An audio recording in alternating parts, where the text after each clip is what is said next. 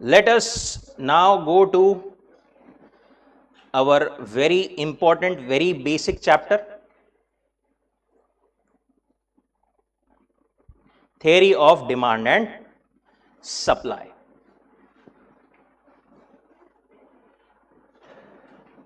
Theory of demand and supply. क्या बोलते हैं ये लोग? This chapter will basically answer many of your questions. क्यों चलती है पवन, क्यों मचलता है मन, क्यों होता है नशा, क्यों आता है मजा? ये वाले नहीं रे. डिमांड एंड सप्लाई से रिलेटेड जो भी आपके क्वेश्चंस है, बेसिकली वो सारे क्वेश्चन, प्राइस में क्यों चेंज होता है, डिमांड अफेक्ट कैसे होती है, सप्लाई अफेक्ट कैसे होता है, प्राइस में चेंज होने की वजह से कितना इफेक्ट पड़ता है, क्यों पड़ता है, ये सब कुछ यहां पर अपने को एक्सप्लेन किया हुआ है. डिमांड एंड सप्लाई ये टर्म से थोड़े बहुत सब लोग वाकिफ होंगे, थोड़े बहुत इंट्रोड्यूस आपको किया गया था 12th में आई थिंक ये टर्म से, राइट. सो बेसिक्स अपने को पता है, वो बेसिक्स तो यहां पर कवर्ड है ही, प्लस थोड़ा सा जो है एडवांस नॉलेज भी यहां पर अपने को दिया हुआ है regarding demand and supply, like determinants, law, schedule, curve, elasticity of demand, then उसके बाद में टाइप्स ऑफ इलास्टिसिटी क्या होती है, इलास्टिसिटी ऑफ सप्लाई क्या होती है, marginal utility analysis, indifference curve analysis, बहुत सारी चीजें इसमें अपने को पढ़ना है. ठीक है. Why do prices change? Why is it that some producers are able to charge higher price than others? क्यों प्राइसेस चेंज होती है, क्यों कुछ लोग ज्यादा बेटर प्राइस अपनी चार्ज कर पाते हैं और लोग उनसे भी खरीदते हैं, क्यों किसी से कोई लोग जो है वो कम प्राइस पर भी नहीं खरीदते, राइट. ये सब का मेन कारण है हमारा मार्केट मैकेनिज्म. मार्केट मैकेनिज्म में मार्केट फोर्सेस रहते हैं. मार्केट फोर्सेस मतलब कौन? Demand and supply. They are the forces that make the economies or market work. Demand side अगर अपन बोले तो they are the buyers. The buyers constitute demand side. And जो sellers है they constitute the supply side. ये दोनों मिलकर के ही market को चलाते हैं, मार्केट को बनाते हैं. Firms produce goods and services. It is important to them to know how much of their products would be wanted. Buyers include consumers, business, even government. देखो, डिमांड ऐसा नहीं कि जो सप्लाई कर रहा हो सिर्फ सप्लायर रहेगा. एक बिजनेस जो सप्लाई कर रहा है उसको भी तो कुछ ना कुछ चीजें खरीदनी पड़ती होगी ना, राइट. सो बायर्स में कंज्यूमर्स तो आते ही हैं आप और में, बिजनेसेस भी आते हैं, गवर्नमेंट भी खरीदती है अपने फंक्शन के लिए बहुत सारी चीजें और services. Quantity that the buyers by eight a given price determines the size of market. When a market is competitive, its behavior is suitably described by demand and supply model. ठीक है, general ज्ञान दिया है अपने को. अभी आते हैं अपन इस चैप्टर के पहले इंपॉर्टेंट कॉन्सेप्ट की तरफ, दैट इज अवर डिमांड.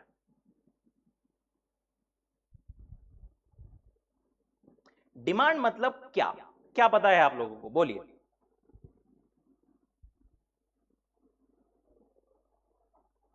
जो पता है.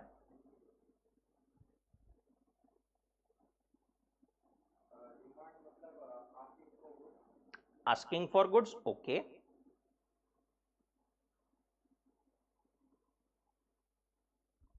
क्या सिर्फ आस्किंग फॉर गुड्स, सिर्फ गुड्स मांगने से अपनी डिमांड पूरी हो जाएगी क्या? जान दो, वो भी छोड़. सब लोग सीए बनने वाले हैं.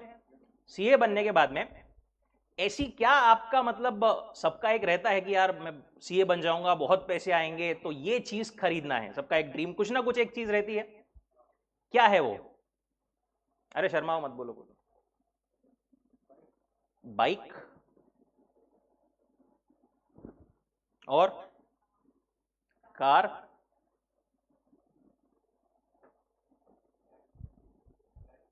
फ्लैट, हाँ मतलब घर, बेसिकली हाउस. हाँ, और अरे कुछ तो होगा. अरे बोलो रे, यहां पे नहीं तो कहां बोलोगे. लग्जरी, लग्जरी गुड्स में क्या?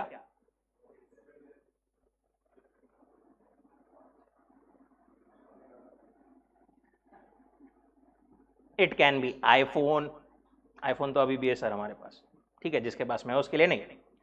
और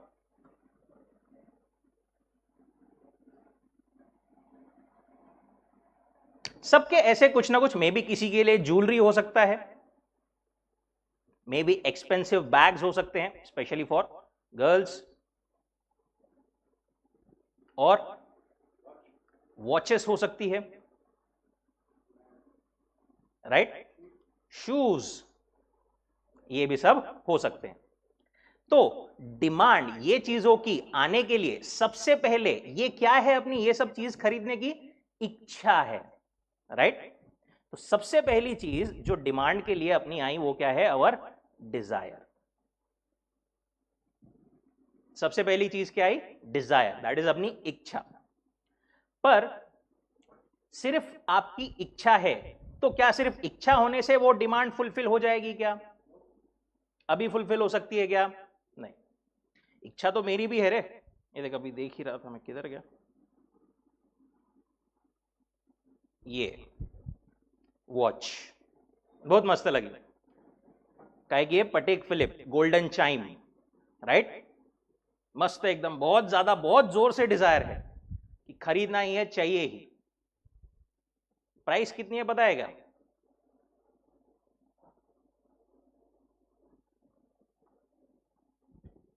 31.919 मिलियन रुपए, नहीं डॉलर्स। मतलब कितना जाएगा वो 31 मिलियन, मतलब 31 लाख मल्टीप्लाइड बाय अभी का रेट क्या चल रहा यूएस डॉलर्स का, लगभग 85। एक अगर अपन जस्ट एक जनरली कैलकुलेशन करें, 35 मिलियन इंटू 85, लगभग 26-28 करोड़, पूरा प्रेस्टीज पॉइंट जाएगा उसमें। नहीं, प्रेस पूरा नहीं जाएगा, एटलीस्ट आधा तो, राइट। हाँ, डिजायर तो है, पर क्या ये पूरा हो सकता है अभी? क्या नहीं है अभी? खरीदने की कैपेसिटी जो है वो नहीं है। तो डिमांड को पूरा करने के लिए दूसरी चीज क्या आ गई?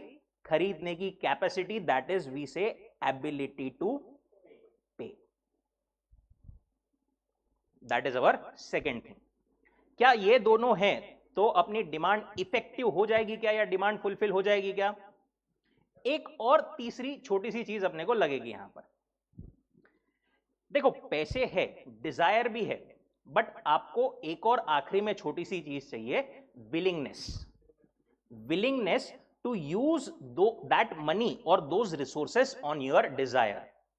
जैसे एक छोटा सा एग्जांपल, मूवी देखते हैं सब लोग, मूवी में अपने दो आपके पास में सीट्स अवेलेबल रहती है, एक आपकी नॉर्मल, नॉर्मल में भी वो सिल्वर गोल्ड और वो ये क्लासिफिकेशन रहता, उसको छोड़ दो, एक नॉर्मल सीट्स, एक रहती है पीछे रेक्लाइनर, राइट, मस्त सोफा वोफा वाला। इसकी टिकट नॉर्मली कितनी रहती है? 150 से 250, कोई नवी पिक्चर आई तो अभी उसमें 250, अभी कोई आई क्या रे नवी इतने में? हाउसफुल तो बोगस है बोलते, mission impossible, not a big fan of Hollywood यार। ठीक है, तो ये 250 रुपए के लगभग आपको टिकट मिलती है। रेक्लाइनर का लगभग कितना कॉस्ट पड़ता है? 500, 500 में मिल जाता रेक्लाइनर। बेसिक नहीं, अच्छा वाला देखते हैं अपन, 750, 800, इट गोज टू 1000, राइट। आप हर बार तो चलो एक आधी बार की ठीक है बात, बट नॉर्मली हर बार कौन सी टिकट लेते हो, ये नॉर्मल वाली की रेक्लाइनर वाली? सब लोग नॉर्मल, राइट, नॉर्मल वाली। अभी यहां पर ये बताओ, अपने पास में पैसे 500, 800, 1000 रुपए नॉर्मली अपने पास में, देखो डिजायर पहली बात, किसकी इच्छा नहीं रहती यार मस्त सोफे पे बैठ के पिक्चर देखने की? डिजायर तो सबका रहता। एबिलिटी है क्या? है, 500, 800, 1000 रुपए खर्चा कर सकते हैं अभी तो अपन बिल्कुल, पर वो पैसों को वहां पर लगाने की अपनी वर्थ अपने को वहां पर उतनी हर बार नहीं लगती, दैट इज अपनी विलिंगनेस नहीं आती वहां पर कि अपन अपने पैसों को वहां पर यूज करें, राइट। सो डिमांड के लिए तीसरी चीज जो अपने पास में आ गई, that is willingness. Desire, ability to pay and willingness to pay. ये तीनों चीजें मिलकर के बनती है मेरी इफेक्टिव डिमांड। इकोनॉमिक्स में what we say effective demand. Demand refers to the quantity of a good or service that buyers are willing and able to purchase at various prices during a given period of time. For example, bigger houses, luxurious cars, etc. etc. But अपने पास में limited means है to pay for that. So effective demand for a thing depends on three things: desire, means to purchase, that is ability to pay, and third is willingness to use those means for that purchase. तीनों में से अगर कोई भी चीज missing है तो अपनी डिमांड अपन इफेक्टिव डिमांड है ऐसा नहीं बोल सकते इकोनॉमिक्स में। Unless desire is backed by purchasing power और एबिलिटी टू पे एंड विलिंगनेस टू पे, it does not constitute demand. Effective demand alone would figure in economic analysis and business decisions. पूरे इकोनॉमिक्स में जब भी अपन बात करेंगे डिमांड, मतलब अपन बात कर रहे हैं इफेक्टिव डिमांड की। ऐसा अपने को इफेक्टिव इनइफेक्टिव ऐसा क्लासिफिकेशन वगैरह नहीं आता, बट ये एमसीक्यू आ सकता है कि कौन सी चीजों पर वो इफेक्टिव डिमांड डिपेंड करती है। और दो चीजें बोल रहे हैं वो डिमांड के बारे में। Two things to be noted. पहला, the quantity demanded is always expressed at a given price. कोई भी चीज की कितनी भी demand, let's say for example 100 mobile phones की डिमांड है, पर कितने रुपए पर? लेट्स से 20,000 पर। 20,000 पर 100 मोबाइल फोन्स की डिमांड है। अगर प्राइस इससे कम होगा, ज्यादा होगा, तो ये डिमांड भी चेंज होगी। अपन ने डिमांड जब भी अपन एक्सप्रेस कर रहे हैं, जब भी बोल रहे हैं, तो सिर्फ 100 मोबाइल से, that is incomplete expression. It is always expressed at a given price. At different prices different quantities are generally demanded. और दूसरी चीज क्या बोल रहे हैं वो? Quantity demanded is a flow. मतलब ऐसा नहीं है कि एक बार हुआ और खत्म, it is a continuous concept. ठीक है, फ्लो कंसेप्ट मतलब कंटिन्यूअस कंसेप्ट। जैसे 100 मोबाइल फोन्स की डिमांड है, बस 100 की हो गई, खत्म क्या? नहीं, 100 मोबाइल फोन्स की डिमांड ये चलती रहेगी। पर कैसे चलती रहेगी? ये फ्लो को एक्सप्रेस करने के लिए अपने को कोई यूनिट चाहिए। So it is generally like 100 mobile phones की डिमांड है at 20,000 rupees per week, or we can say per day, or we can say per month, right? So ऐसा टाइम पीरियड वहां पर अपने को साथ में इंक्लूड करना पड़ता है। We are concerned not with a single isolated purchase but with a continuous flow of purchases that we express through demand, like 1,000 dozen oranges per day, 7,000 dozen oranges per week, and so on. ऐसा जो है वो express किया जाता है। In short, by demand we mean various quantities of a given commodity or service which consumers buy in one market during given period of time at various prices or various income. अभी तक क्या क्या पता है अपने को? Demand मतलब क्या? कितने चीजों से मिलकर के बनती है डिमांड? कौन सी? डिजायर, एबिलिटी टू पे, विलिंगनेस टू पे। और डिमांड को एक्सप्रेस करने के लिए दो पॉइंट्स, कौन से? डिमांड एक्सप्रेस करते हैं अपन तो उसके रिलेटेड दो पॉइंट्स पढ़े अभी अपन ने। पहला तो it is always expressed at a given price, और दूसरा it is a flow concept, that is per period of time, per day, per week, per month, ऐसे जो है उसको एक्सप्रेस किया जाता है। Now, what determines demand? Generally एक आधा MCQ ये वाले इससे आता है। What determines demand?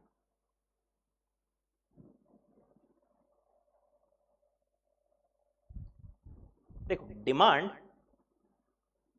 ये कम हो सकती है, ज्यादा हो सकती है। किस वजह से हो सकती है?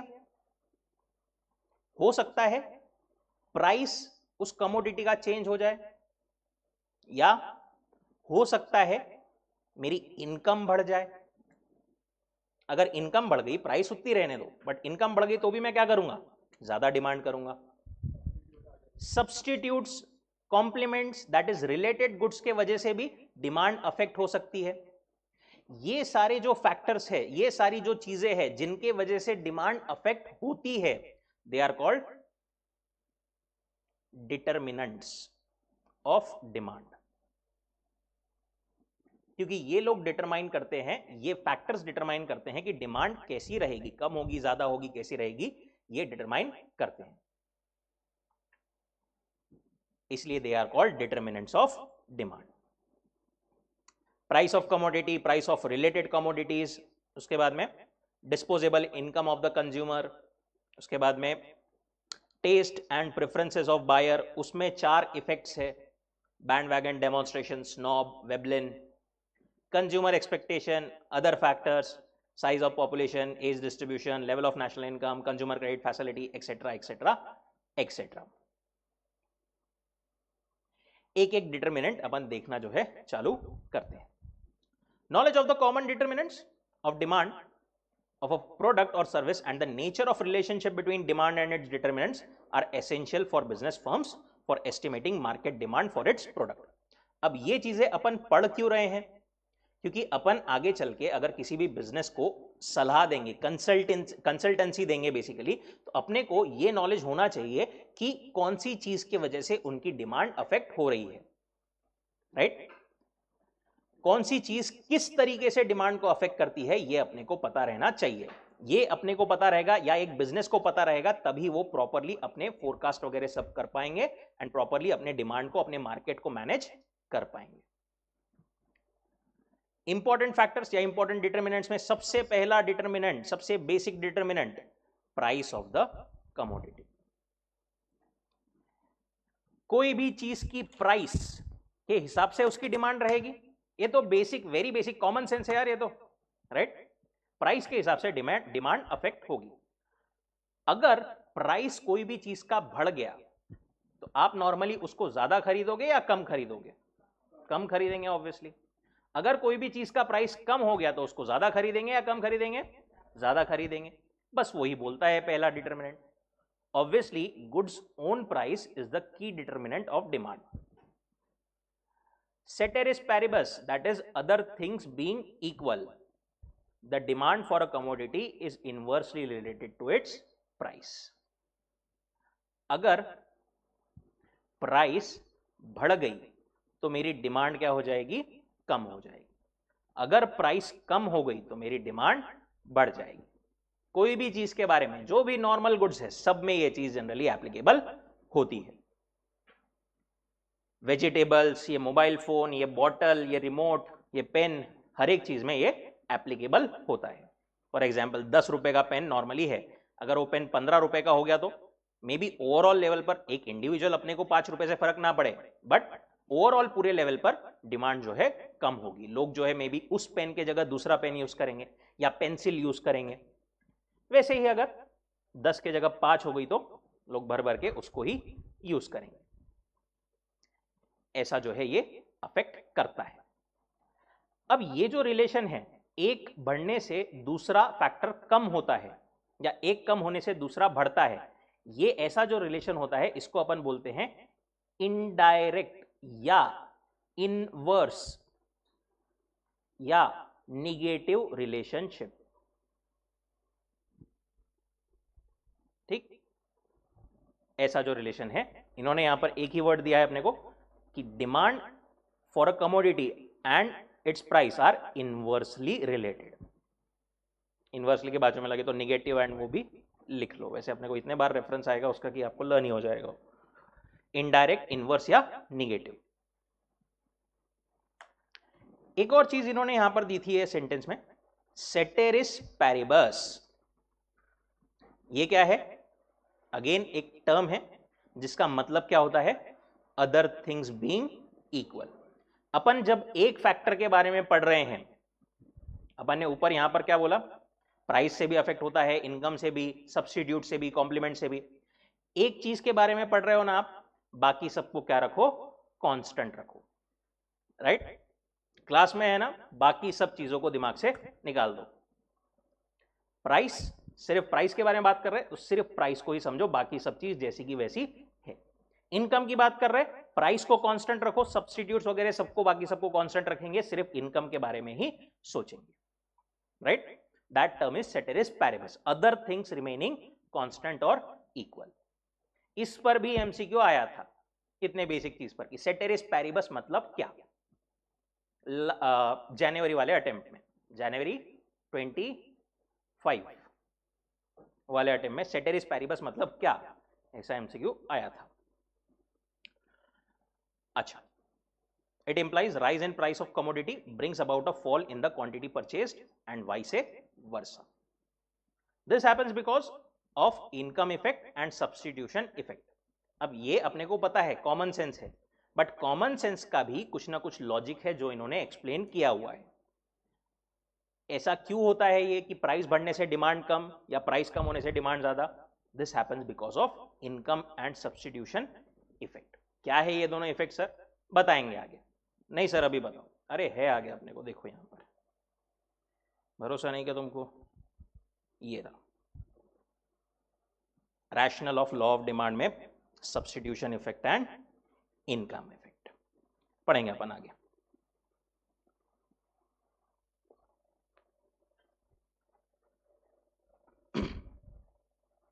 ठीक, नेक्स्ट जो डिटर्मिनेंट है अपना, प्राइस ऑफ रिलेटेड कमोडिटीज। पहले अपन रिलेटेड कमोडिटीज क्या है ये समझते हैं। रिलेटेड कमोडिटीज में दो टाइप के कमोडिटीज आते हैं, एक सब्स्टिट्यूट्स एंड दूसरे कॉम्प्लीमेंट्स। एक सब्स्टिट्यूट्स एंड दूसरे कॉम्प्लीमेंट्स। कॉम्प्लीमेंट्स एंड सब्स्टिट्यूट्स मतलब क्या पता है क्या? कॉम्प्लीमेंट्री गुड्स या कॉम्प्लीमेंट्स मतलब क्या होते हैं? ऐसे गुड्स जो कि एक के साथ में ही दूसरा यूज किया जाता है। जैसे क्या? चाय बिस्किट, बिल्कुल। Pen and ink,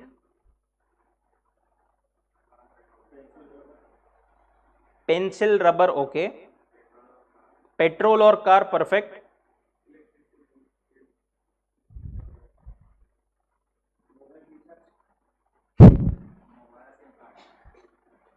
mobile and SIM card, right.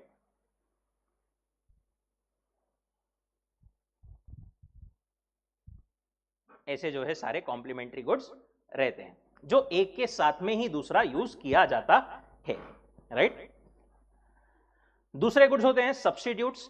Substitutes क्या है? जो एक की जगह पर दूसरा अपन यूज कर सकते हैं। जैसे चाय के जगह कॉफी, बेसिक एग्जांपल जो सब जगह अपन पढ़ते हैं 12th में। और अलग अलग cold drinks, Thums Up, Coca Cola, Pepsi, ठीक है। थोड़ा बहुत उसमें फिज थोड़ा बहुत अलग अलग रहता है, बट मोर और लेस दे आर सब्स्टिट्यूट्स। और कौन से हो सकते हैं सब्स्टिट्यूट्स?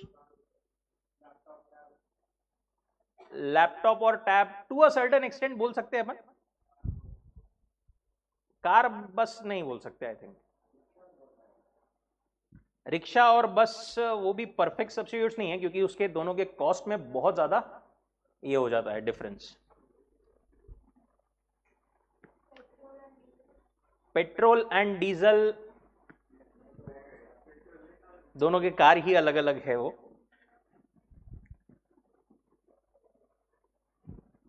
और pens, gel pen, ball pen.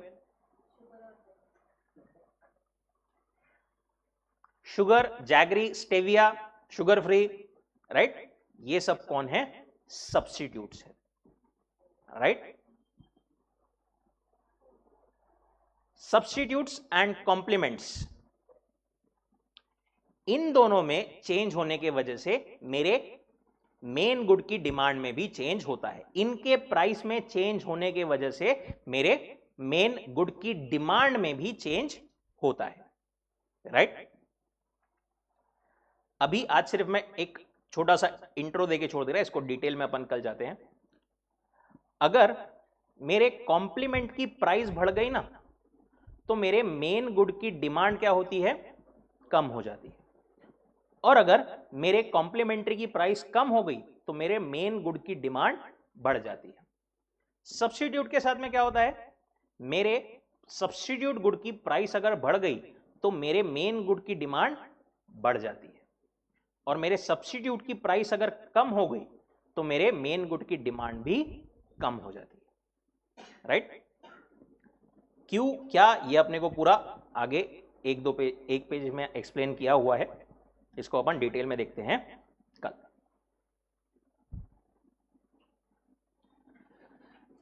ठीक है, यहां तक कोई डाउट, कोई दिक्कत? परफेक्ट। इकोनॉमिक्स, अब अपन मेन चैप्टर्स में जा रहे हैं। डेली थोड़ा थोड़ा जो अपन यहां पर एटलीस्ट पढ़ रहे हैं वो घर पर भी पढ़ना कंटिन्यू रखो। अपन यहां पर जैसे मेन कॉन्सेप्ट करते हैं, बट इज एंड द या कुछ कुछ बीच में के एक आधे सेंटेंस छोड़ते हैं, राइट? वो आपके लिए है एकदम जेनेरिक, अपने इतने नहीं है, बट एक बार जो अपन ने पढ़ा, जो हाईलाइटेड पार्ट है, घर पर जाकर या तो यहां पर हाईलाइट कर लो, वो बेस्ट है, या घर पर जाकर आपको कुछ लिखना हो, हाईलाइट करना हो, वो भी उसी दिन होना जरूरी है, सो दैट क्लास के साथ साथ ही अपना पूरा हो जाएगा एक बार। धीरे धीरे अभी एकदम अपन टाइम बढ़ाएंगे, अभी तो भी ठीक है, एक आध महीना अपना थोड़ा स्लोली, जो आपको ये थोड़ा इस अटेम्प्ट के लिए एक्स्ट्रा टाइम मिला है, थोड़ा सा हमने एक काइंड ऑफ एक महीना पहले ये बैच शुरू किया है, तो इसी के लिए कि आप थोड़ा उस फ्लो में आ जाओ। Don't completely waste this time, थोड़ा इसको यूटिलाइज करो धीरे धीरे, क्योंकि आगे चल के कैसी हालत होती है वो पता ही है। चलो,